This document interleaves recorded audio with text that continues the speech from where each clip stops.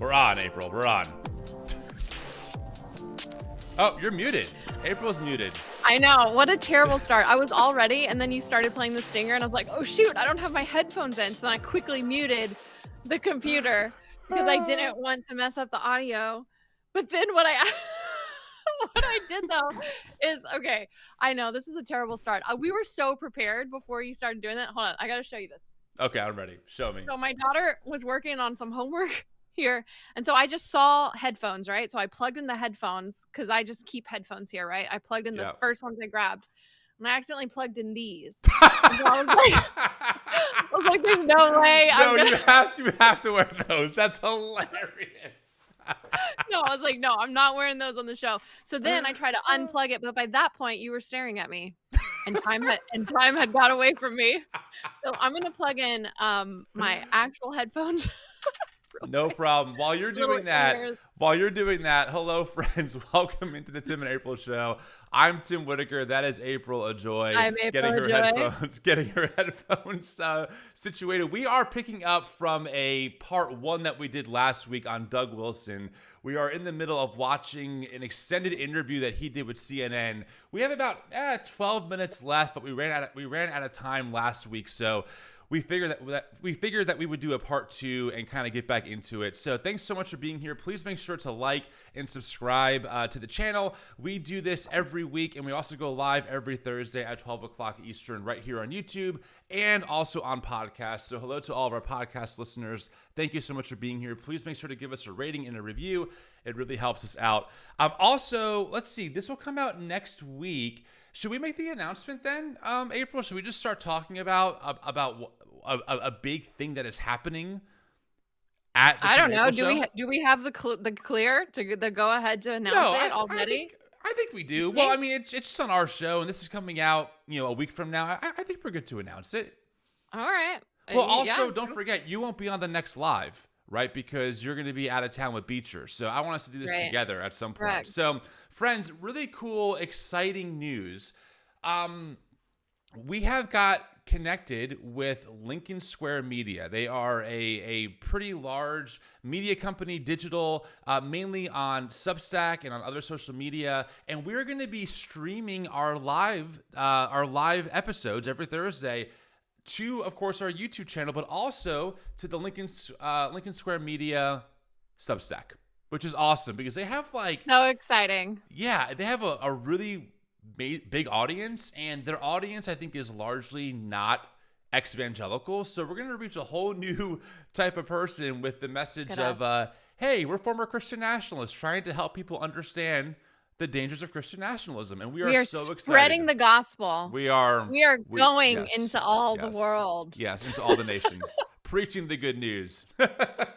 But honestly, I'm really excited for this. It's going to be great. Yeah. Nothing is changing on podcasts or on YouTube. We are simply streaming to more places now, which is super exciting. So I'm really pumped that we're able to announce that. It's been in the works for a few months now, and it's going to be really cool. So I'm excited. I'm excited too. Look at us. Cool. Look at us go.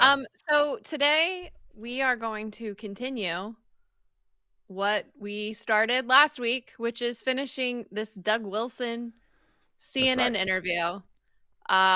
We just watched where we left off, and we left off on him talking about gender roles and that there are very specific male and female roles. Of course. Like a special person he Women make babies and make sandwiches, and men rule over women and go to war. That's the TLDR. Women are the kind of people that people come out of. Wow, Doug. Wow. About women. If you don't know who Doug Wilson is, go watch part one. We go into all the details. We're not going to recap it all here. So if you want to kind of get up to speed, start on that episode, then come back over here and join this live with us. So, or this recording with us. So, all right, let's get back into this. We got about 10 minutes left, 12 minutes left in this video of Doug Wilson being interviewed on CNN. All right, friends, buckle up. So what does that mean? What role do you think women play in society? Women are the kind of people that people come out of. So you just think they're meant to have babies? That's it. Spoiler. Or just a vessel? No, it doesn't take any talent to simply reproduce biologically. The wife. Okay, can we just stop right there? Like, I'm sorry. So What? I thought I've seen that clip already because so we're watching the full 30-minute interview, and CNN posted, they aired a shorter 6-minute version that included that line. So I gave a little bit of a spoiler. But also, I would love to see him give birth. I would love to see him push a baby out of a hole that is like 12 times less of a size than what you're pushing. Like, and can I just say, and I'm not trying to brag on myself, but I pushed out both of my children without any drugs. I pulled out my first child with my bare hands. You did? I did. And Wow. I didn't cry. What? I'm just saying, women are built different. Have you ever seen a man with a cold? Have you ever had a cold, Tim? No, never.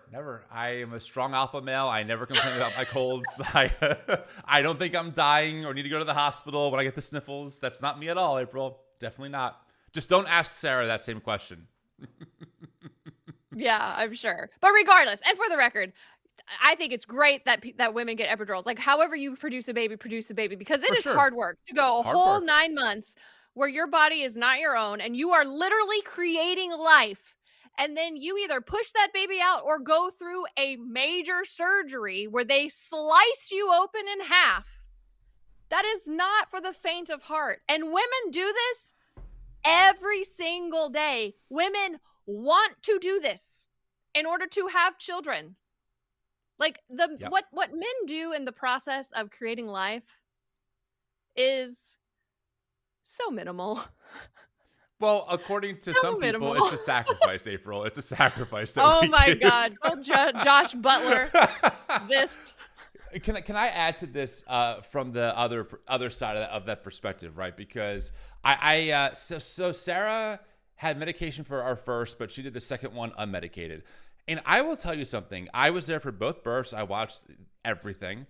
And after our first was born, I forgot who I told, maybe some friends. I was like, I don't know why we think that women are like weak people. Like that was like, I just watched like something wild happen. My wife gave birth to another human. Like she pushed out a child that had 10 fingers and 10 toes. It took 9 months. Like it was crazy. And I was like, I don't understand how society has such a low view of women and how people like Doug Wilson can really think that they are quote unquote the weaker vessel. Are you kidding me? It blew my mind.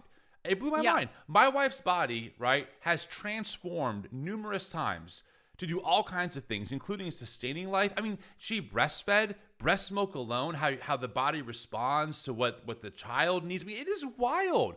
And it's a lot of work and it's not easy. And you're right. I mean, I would never survive birth. I couldn't do it. It wouldn't work for me, you know? And to have Doug out here be like, it takes no talent. Like, are you kidding me?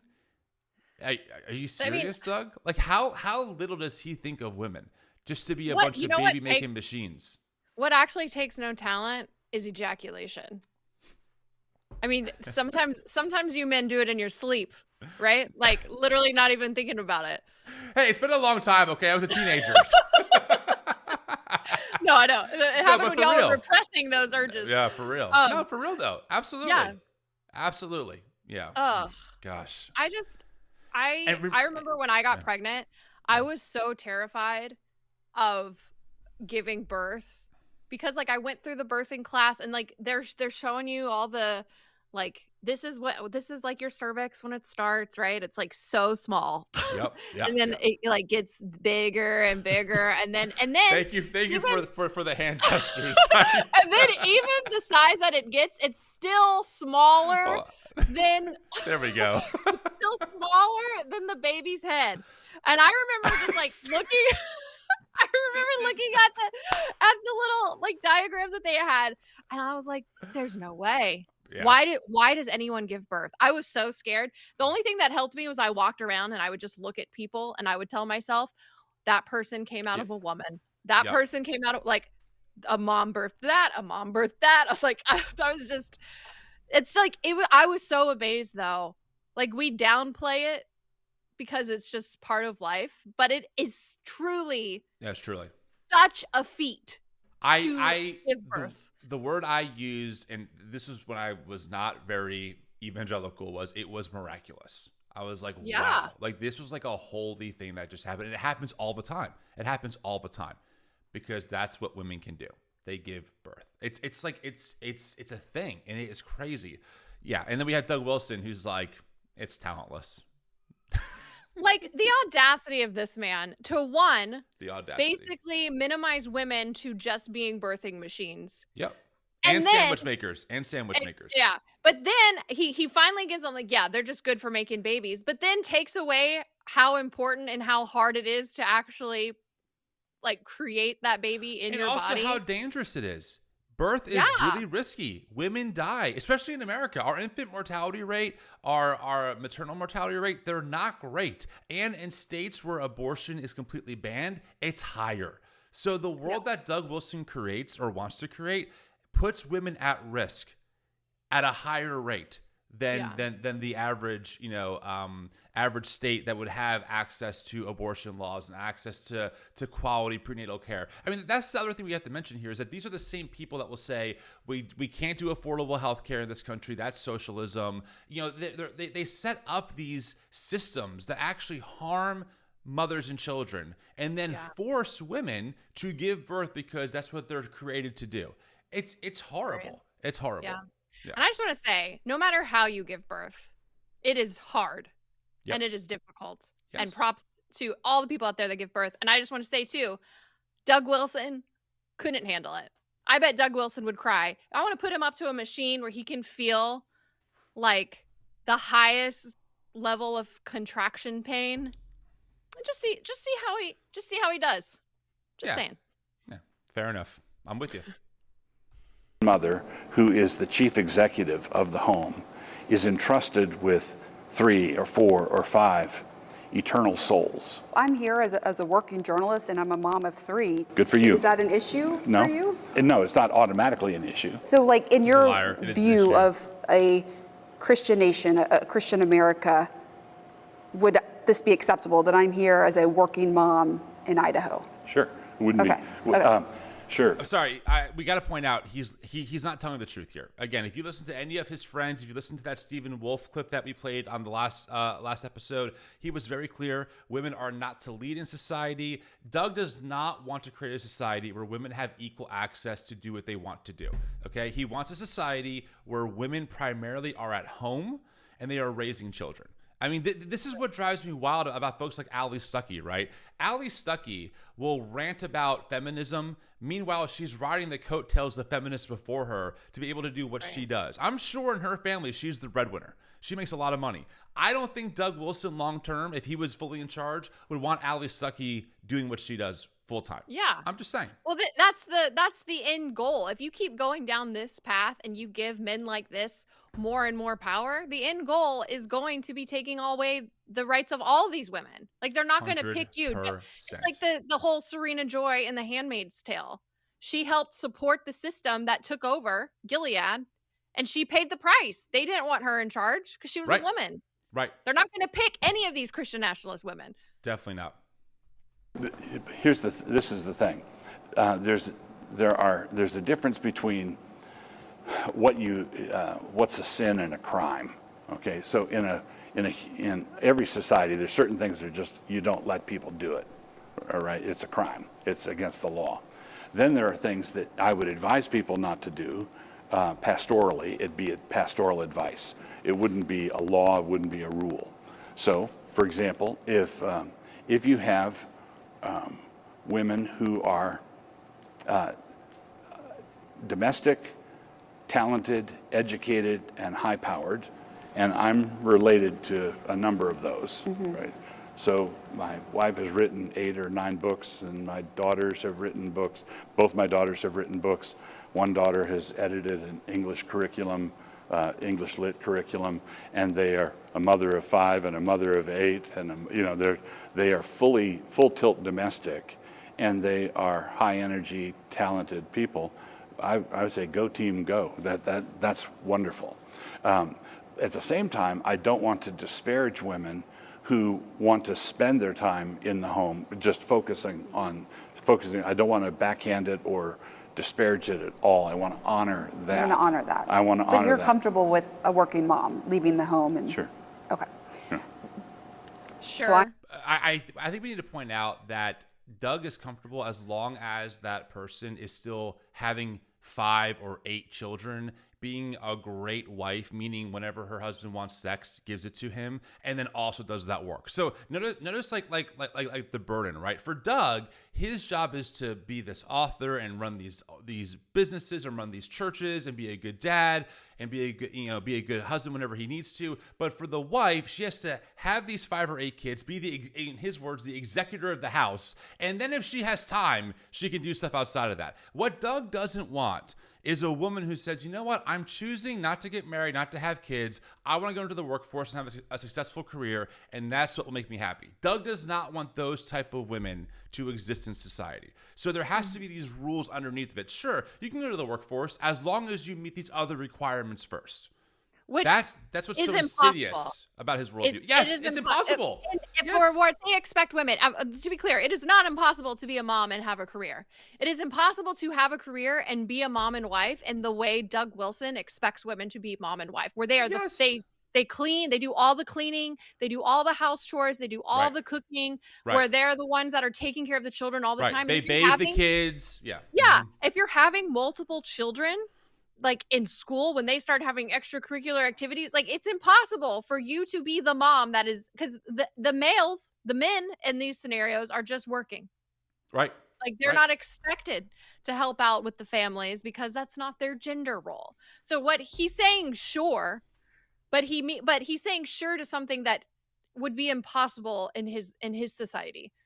And look, just for sake of transparency, Sarah, my partner, is home with our kids full time, and I work. But I also, I cook, I clean, I do laundry, I work my schedule out so I can do stuff with the kids. And we have talked about, does that make sense for our life? And if it doesn't, we'll change it, right? Like Sarah has the freedom to do whatever she wants. So I'm not saying that people who are wives who are full-time with their kids are automatically like under the thumb of some oppressive man. It's the system that Doug creates where he believes that's how the created order is supposed to be.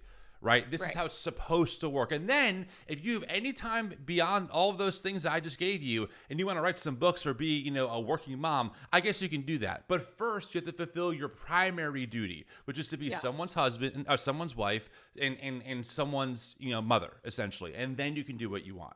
That's what's so insidious about all of this. It's very frustrating. And don't forget, friends, Doug Wilson is the man who disciples Pete Hegseth, our current Secretary of Defense. So this is not stuff that is like, oh, sorry, you're right. He's the current Secretary of War. Of War. We haven't even talked about that yet. Oh. I have so many thoughts on that. Well, we will get to it. We will get to it. Put a pin in that. But yeah. So keep that in mind. a woman sitting across from you, do you view me as an equal? Oh, equal what? Equal person? Absolutely. As an equal person with equal rights. Equal person. So equal person, equality of citizenship. I would say, well, if you're a citizen, then there would be equality. But yes, God has created in the first chapter of Genesis, male and female created he them. In the image of God, he created them. So man and woman complement one another and together represent the image of God. So, and that's, and. But you don't believe husband and wife are equals. Well, I don't think they have equal roles. So, there it is. Here we go. But it's like asking, which is more equal, the violin or the bow? I'd say the violin or the bow. They're one instrument. The violin and bow is one instrument. Right, but from what I've read about you and your interviews, you have said that you believe the wife should be submissive to the husband, and therefore that would be equal if the wife is submissive to the husband. Well, it wouldn't be,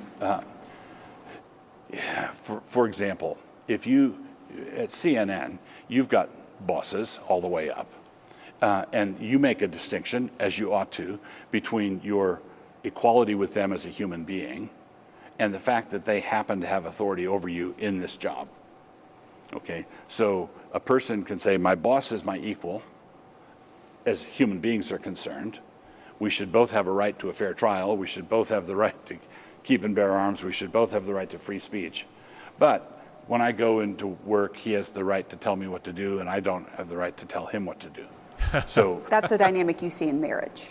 yeah, within the confines of marriage, the husband is the head, the wife is submissive, his helpmeet.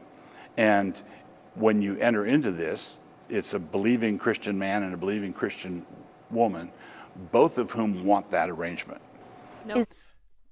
Notice how he's fumbling over his words. Like he knows Yeah. how wild this sounds to people who are not part of like this bubble of evangelical fundamentalism, right? Because what he's saying the quiet parts out loud. He compared marriage to a boss-employee relationship.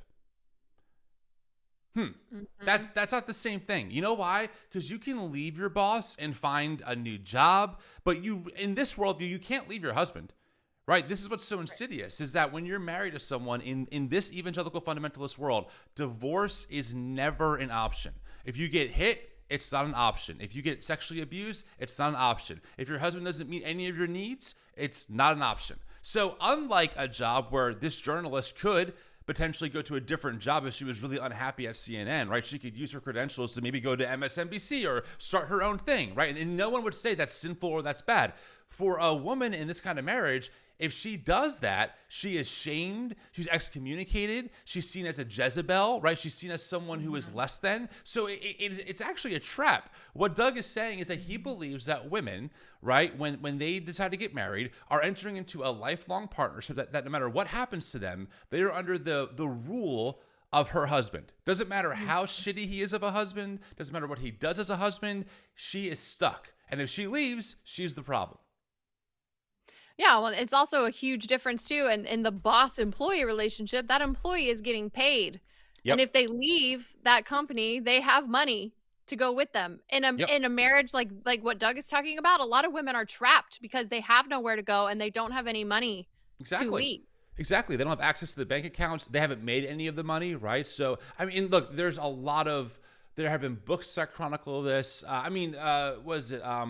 Tia Levings, The Untrained Wife, she has a whole book on her experience of living with a well-trained wife, right? What did I say? I think you said untrained wife. Sorry, a well-trained wife. It's a great book. Well-trained wife. It's a great book. I've interviewed her before.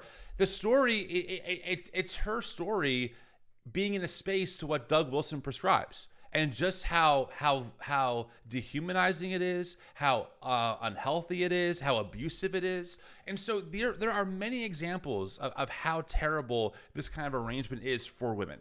Women are deprived of their power, of their autonomy, of their rights, and they are stuck under the thumb of men, and they have no way out, and they feel incredibly trapped. And that's what Doug is prescribing as the norm for what should happen in society. I mean, Doug does not want no-fault divorce to be a thing. He doesn't want people to have rights to be able to escape unhealthy marriages. That's not what he's ever going to advocate for if he ever got the power that he wants in politics. Yeah. Yeah. Wife, the property of the husband, essentially? No. Okay. No. The wife is, as Paul says in Galatians 3:28, in Christ there's neither Jew nor Greek, slave or free, male or female. So in Christ, before God, worshiping God, there's absolute equality between men and women. But your view is, in the household, he just contradicted himself. Completely. the dynamic between a husband and wife is one of where the wife is submissive to the husband. And what does that look like in practice? Can the wife say no to the husband? Under certain circumstances, she must say no to her husband. So, Like what? So, as I'm fond of telling our people, no human authority on earth is absolute. The civil authority is not absolute. It's a true authority, but it's not absolute. There are times when you disobey the magistrate. The authority of the church, pastors and elders, is true human authority, but it's not absolute. There are times when you should leave a church. The authority of a husband is a true authority. There are times when a wife should tell him respectfully to pound sand. As you well know, there have been claims Oh, I know. that you have minimized or sort of brushed under the rug sexual abuse and violence. Yes, there have been claims of that nature, and I would say, look at them go. Let them say what they say. It's simply false. Really quick, I don't know, to be clear, I don't know if CNN is editing. I'm not sure how much of this interview they're editing, because some of the cuts do seem a little like kind of jarring for their extended cut. So I don't know if Doug actually answered that question or not. And I don't want to be like uncharitable to Doug in this situation, because he doesn't really answer the question. But like, to be emphatically clear, Doug does not believe, even worshiping Christ, that there is male nor female, because he believes that women can't be pastors, that women can't preach, that women can't be in leadership in the church. So even in the church, there's a hierarchy where men like him set the rules that women have to follow. Notice too how Doug is the one saying when a woman can and can't leave her husband. It's still a man dictating it, right? There's still no autonomy of the wife in this scenario of when she feels like it's time to leave her husband. It's still dictated to her by another man. Oh gosh, it gets so yeah, clear. and I don't know specifically what claim she's talking about, but it does not surprise me in the least that there would be women who said that their husbands were abusing them, and churches would side with the husbands. Well, I have not seen this interview. We're watching blind, but my guess is that what she's going to bring up is Stephen Sittler. Stephen Sittler was a man in the church, trigger warning for child assault, but he was a pedophile. And Doug Wilson married off this man to a woman in his church. And Stephen reoffended with their infant. Oh my gosh. That's a real story. You can look it up. Stephen Sittler, Doug Wilson. I'm assuming the journalist might be heading in that direction, but I'm not sure. So let's find out. We helped a pedophile. There you go. Yeah, well, I conducted the marriage ceremony, but I did do that. So, but I didn't. So right there, he admits off the bat he conducted the wedding ceremony of a pedophile. That right away should be like, wait, what were you? How were you? How did you? What? Like, Doug, how do you claim to be like this authority that we should be following? And in your wisdom, you thought it was wise to marry off a man who you knew was a pedophile to a woman in your church. But let's see what he says about this. I'm really curious. Them up. I didn't arrange for it. I didn't. All the things you hear online that I did in that situation. So why would you marry off a pedophile? Because it was legal. He's a professing Christian. The woman he married understood his background, understood what she was getting into. I didn't arrange it. It was not an arranged marriage. It was not pressured. It was nothing like that. But basically, when one of the things that people don't realize is what pastors actually have to deal with. Pastors are helping people. On homosexuality, I mean, the Bible. Okay, pause. We have to pause and pause on this point. How did he turn that into?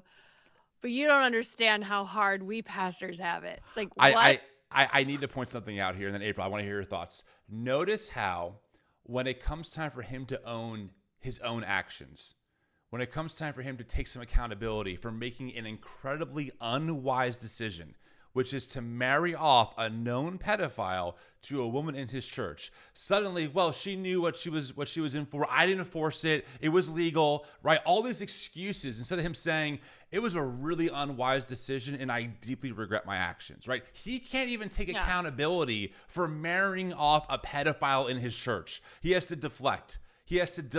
What a weak man. What a coward of a man that is, where you can't even say, I'm sorry for doing that. I made a deep mistake. Yeah. A pedophile, April. A pedophile. And to turn it into woe is me, I just have it really hard as a pastor. You wouldn't understand. These alpha male types. I mean, Doug Wilson's someone who has images of himself smoking a cigar and holding a flamethrower, like he's such a tough man. They are weak. These are weak, pathetic men who hide. They are little boys inside who are playing house, right? And they think that somehow God has given them authority over women and other people in society. Like, wow, what a pathetic God you serve if you think that the God you follow encouraged you to marry off a known pedophile to a young woman in your church, who later, that same man reoffended with his own infant. And your response to that isn't to take accountability or responsibility or to feel the weight of the actions that you took that led to that outcome. It's just to deflect. That's pathetic, man. It's pathetic. Yeah. And you want to run the country? Yeah, right. Okay. On to homosexuality. Oh. Talked about stoning as punishment. Right. Would you endorse punishing someone who is gay in the America you want to be living in? This brings up another old controversy. King Asa in Israel and King Jehoshaphat, both in modern parlance, they both closed the bathhouses. They shut it down. And they exiled, they said, all done with that, and exiling homosexuals. And the scripture praises both men for doing that, which means that the requirement for the death penalty that does exist in Leviticus, that requirement was not a minimum penalty, but was a maximum penalty, because scripture praises the kings who didn't execute the homosexuals. They just shut the orgy down. They just shut the party down. So there is latitude in the application of biblical law. There is latitude in how it's applied from scripture itself. Okay, really quick, just to interpret this. So Doug Wilson is reading from Doug Wilson is pulling from someone named R.J. Rushdoony. He's a person who was a prolific writer in the 60s and 70s, comes from, I think, Doug's tradition, and essentially advocates for replacing American law with biblical law, is what they use, the term biblical law. And this is Doug kind of flailing over R.J. Rushdoony's very clear prescription that gay people should be killed, that they should be stoned to death. And what he's doing is he's picking, again, arbitrary, random verses from the Bible and really adding his own interpretation onto them to try and make them seem like somehow they're more palatable now. Well, look, they didn't kill the quote-unquote homosexuals. They just exiled them, as if that's somehow a better option for what Doug Wilson would prescribe. And let me also say that most people in life, including gay people, don't have orgies or aren't part of brothels. So I don't understand how Doug can take that story and then say, therefore, even people in committed same-sex loving relationships should be exiled from our society. It doesn't make any sense. It's a complete misinterpretation or misapplication of even that passage that he's trying to quote from as some kind of authoritative moral outcome that we should take on as a society in America. Right, because the verses he's talking about, it specifically says that he banished prostitutes. Yes, right. And also, I don't care.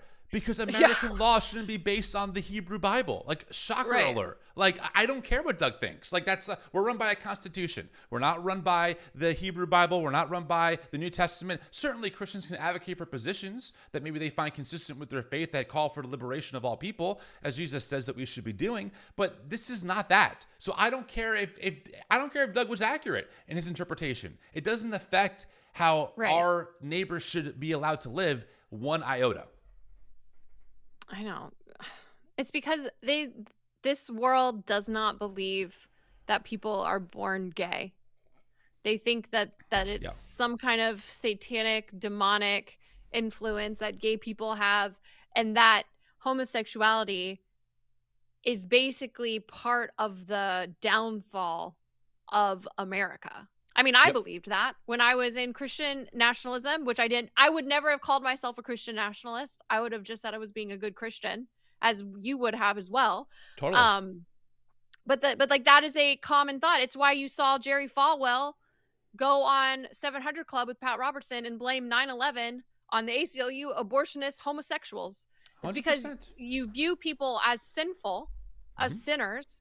And then suddenly you also view those sins as a reason that God allows bad things to happen to America. Right. And how we get back in God's good graces and how God can start blessing our country again is we have to get rid of all those evil quote unquote sinners. That's right. And homosexuals are at the top of the list. Yep. Notice they hyper focus on that one.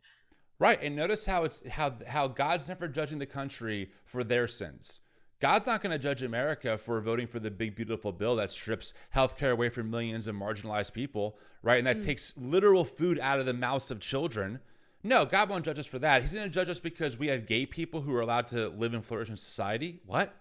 It's never about personal They preach accountability, right? They preach personal accountability, but it's never aimed at them. They're never going to think about if their actions are the reason why they think God is judging the country. Even though so many of their actions go directly against the same Bible that they claim they're following. There are hundreds of passages about how we treat the poor and the marginalized. There are hundreds of passages talking about how the rich and powerful should not be able to oppress, right, those underneath of them. James 5, a damning critique of the billionaire class that exploits their working class for unfair wages. They're never going to pull those verses out as proof that we're under America's judgment because, 4 people own more wealth than the bottom 50% of Americans. No. That's not the issue. The issue is that your neighbors down the street are able to live their life in peace away from everyone else, right, and be recognized for it as a justifiable lifestyle, so to speak, where they're able to be married and have kids, and that's the fall of society because gay people exist. Right, and it's they're never taking accountability for their sins, like the mass amounts of sexual abuse that was covered up in the Southern Baptist Convention. Right. Why God's not judging us for that. No. Like the fact, and even this complementarianism where they have the God, husband, wife, children, like that is oppressive. That gives so much cover for sexual assaults and abuse, not just towards women, but towards children. Yep. And they've never men like Doug Wilson have never once taken accountability for how their theology, which is oppressive to everybody except for white men, how their theology has harmed everybody for centuries, since the beginning. Like, it is a harmful theology. They've never once taken accountability for that, right, or that God would never judge us for white supremacy, right, or the fact that we are ripping children away from immigrants. Yep. No. God supports that, April. God, that's what a good country should do. We should be kidnapping immigrants in this country. Yeah, absolutely. And can I say one last thing? We're a little long here, but whatever. The term complementarian is a brand new made up term that came out of the 80s. The 80s. Wayne Grudem was the person who created this language of egalitarian, complementarian. This whole framework that we're living in is not ancient. It is brand spanking new. So there is no precedent to take this hierarchy that Doug says is, God ordained at face value. It's absolute malarkey. Yeah. It's absolute malarkey. All right, Agreed. Let's keep going. Friends, don't forget, give this video a like. Make sure to sub to the channel. Thanks for being here. We love your thoughts, by the way, so drop it in the comments. Bottom line, do you see any America and the America you want to be living in where homosexuals are punished? I think that because they've decided that they want to live freely as a gay person. Yeah, I would say, yeah, but that. Punished Yes. how? Yes. When I first began ministering, well, just so you understand how the Overton window has moved. It has when I not. first began ministering as a Stop that. Christian minister, I was grown, an adult, and preaching the gospel. Sodomy was a felony in all 50 states. All 50. Now I didn't begin. And the Supreme Court, I know, stepped in and overturned that because No, my point, yeah. There was the Lawrence ruling. Correct. And the Supreme Court said that. Yeah, the whole thing, we are where we are now. My point is that when I began ministering in 1977, in the late 70s and early 80s, and sodomy was a felony in all 50 states, that America of that day was not a totalitarian hellhole. So you. Yeah, first off, it was for gay people. Let's be real clear, Doug. Okay, the Reagan administration wouldn't even support AIDS research because of the nonsense notion that it was God's judgment on gay people, or that because gay people were getting it more often, somehow they deserved it. I mean, there's all kinds of history of nurses not helping people in need because these people were so-called abominable. So yeah, to be clear, if you were gay in the 1970s or 80s, it was a totalitarian hellhole because you were outlawed. You couldn't be married to your partner. You couldn't be public about who you were as a human. So it absolutely was. It's kind of like when, Doug talks about the Overton window. Doug could make the same case for racial segregation. Back when I started preaching, segregation was a thing. And look how liberal we got as a country. Now, black people and white people can go to the same school. I mean, that's what people like Doug and his tradition would say back in the day. That's what they would advocate for. They would say that because integration became popular, America was losing its way. We were straying from our God-given principles. Look up the sermons by Bob Jones. Look up the book, The Bible Told Him So by J. Russell Hawkins. It was white Southern evangelicals who were the staunchest supporters of biblical segregation, demanding that America stay segregated because the Bible was clear. So just because we've evolved to give people more freedom and more liberation to allow them to be who they are, and because our understanding of human sexuality has evolved and gotten better and more accurate, and we've realized that not everyone has the same sexual orientation, for Doug, right, the Overton window has moved in the wrong direction. So if he's in charge, we have to punish gay people. We have to criminalize people for being who they are. Doug wants to bring us back to that time when people were literally in the closet, afraid to come out for who they were beaten, were sometimes killed, were not given the same access to medical health care, right? We're seen as God's judgment on society. They were essentially scapegoated. That's the America that Doug wants. Oh, and by the way, this is Pete Hegseth's, pastor. This is who Pete Hegseth loves to listen to. Do you see why now, friends, why April and I do this show, why April and I are so outspoken about the threat of Christian nationalism? This isn't some dude in his basement talking about crazy things with 5 people listening. This dude is discipling the current Secretary of War, Pete Hegseth. Wake up. This is what they want. Yeah, well, and it's the same idea with the whole MAGA phrase, make America great again. When has America ever been great for anyone who is not a white male? Right. What era do you want to go back to, Doug? I mean, don't forget, Doug wrote a book with a white supremacist defending slavery. I read the excerpt on the last episode, part 1 of this, right? I mean, he's someone who says that slavery in the South was largely harmonious and was mutually beneficial. That's what's so wild about this. And again, white evangelicalism lets Doug thrive. Doug Wilson's able to have the career that he has because white evangelicalism lets him write the books. He has an audience with white evangelicals. He has power because of white evangelicals. And here we are. He's now on CNN saying these things out in the open, which actually I'm happy about. I'm happy that people beyond the bubble that we grew up in are hearing what is inside this bubble and what they want. Because I think that the overwhelming majority of Americans are going to reject Doug and this Christian nationalist, agenda. But make no mistake, these people are for real. A Burgerfell is on the table. They want to overturn the right to gay marriage. They want it overturned. And women's suffrage is not far behind. Just isn't. Oh, yeah. This isn't. Shall we keep going? Yes, power through. Okay. All right, power through. You would like America to go back to that. Yep. And someone watching this might be like, you want to control behavior in the bedroom? Well, yeah.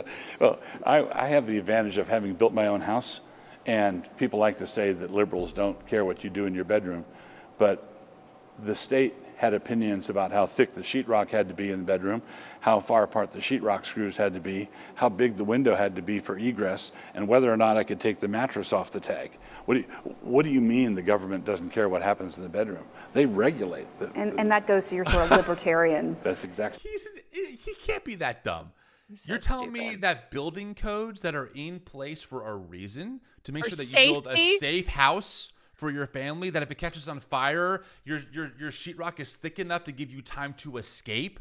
I mean, these are the reason why we can walk into buildings and not worry about them falling on our heads because of building codes. For Doug, that's the same thing as Doug wanting to tell 2 people what they can and can't do in their bedroom intimately. What? What are you talking about, Doug? What are you talking about?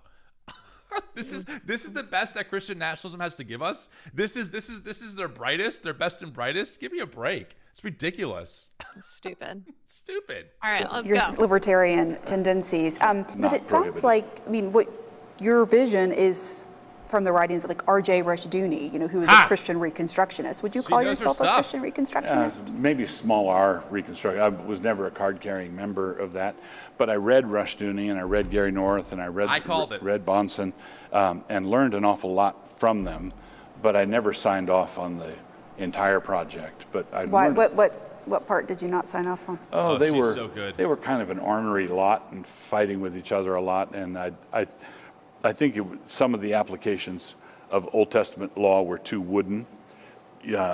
So I think that you have to budget for the fact that Christ came and transformed the world. So when Christ died, the Old Testament law was crucified with him, and the Old Testament law rose again from the dead with him, but rose again transformed. And the family, the church, and the civil government that's buckets. Not New Testament. Where does... Just to be clear, that's like not a very... I mean, I've never heard that in my life, that the I Old haven't Testament either. was buried with Christ and rose... Yeah, okay. What does Just that wanna mean? put That's out. just stupid. That's It's just saying the nonsense. Old Testament, we still listen to it. That does nothing. Yeah, Dumb. it's just my way now, not R.J. Rastuni's way. It's my way. It's how we interpret it now. poor fit in and helping the poor and the needy and the most vulnerable? Would that be up to the church or the civil government? It'd be up to families and the church, and I would say as a final safety net, the civil government. Okay.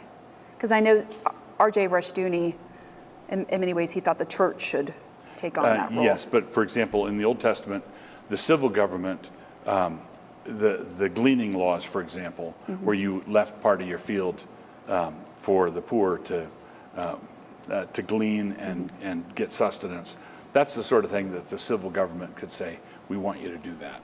And you basically think the civil government should stay out of the business of the family unit that you Yes. see as its own sort of... Well, unless The they're family- gay. Unless you're The gay. The family is the ministry of health, education, and welfare. The church is the ministry of grace and peace, or the ministry of word and sacrament. And the civil government is the ministry of justice. Do you still believe what you said back in the 90s, that there's a mutual affection between master and slave? Yeah, well, yes, it depends on which master and which slave you're talking about. Slavery was overseen and conducted by fallen human beings, and there were horrendous abuses, and there were also people who owned slaves who were decent human beings and didn't mistreat them. But do you think by even saying that, that's minimizing the just sheer barbarity and brutality of using human beings based on the color of their skin as property? Yeah, I think that system of chattel slavery was an unbiblical system, and I'm grateful it's gone. Okay, that's the end of the interview that CNN has. They cut it off there. Well, it just ends right there. I pulled the whole video. That's what they gave me. Wow, what an odd ending. Yeah, it is odd. I'm not sure what happened, but I pulled I mean, their full odd clip. timing wise and odd stupid statement. But April, can I say something quickly? I Yeah, please. don't want to brag, but my God, did I foretell Doug Wilson to a freaking T. R.J. Rushdoony did. came up, slavery came up, and I say this because, and I know you're the same way. Sometimes I think you and I struggle with like imposter syndrome. You know, like, do we actually know what we're talking about? Are we just kind of like over the top? No, like April and I know what we're talking about. Darn it! Like when we tell you things, I promise, friends. When it comes to we Christian know, nationalism, yes, yes. nothing else. Yes, don't trust me for anything else. But when it comes to Christian nationalism, April and I, we always have the receipts, and we're not making this stuff up. Even Doug again reiterated that in many cases of slavery, you can have the right master. It's not that bad. And to be clear, just to give you guys the interpretation of this or kind of like decoding what he's saying, Doug Wilson has said in the blog post that being gay or homosexuality is way worse than slavery. See, for Doug, there is a world where slavery can function in a Christian society. If it's regulated the right way, if it's biblical, because the Bible, by the way, Bible does not condemn slavery. It only endorses it. So I guess we can say that Doug's being consistent on this point because he can find that in the Bible. But Doug has no problem with slavery if it's done the right way. That's his critique. His critique is that slavery wasn't done properly. It was based maybe on racism, which is wrong. But being gay completely must be banned. Notice how when she brings up R.J. Rushdoony and he says that he disagrees with him, he doesn't bring up like the death penalty for gay people. He says that that maybe R.J. was too wooden in his approach, which is just, it makes no sense. This should be, I don't know. I wish that like people who saw this interview understood the context behind Doug Wilson so they could freak out and go, how did we get this far this quickly?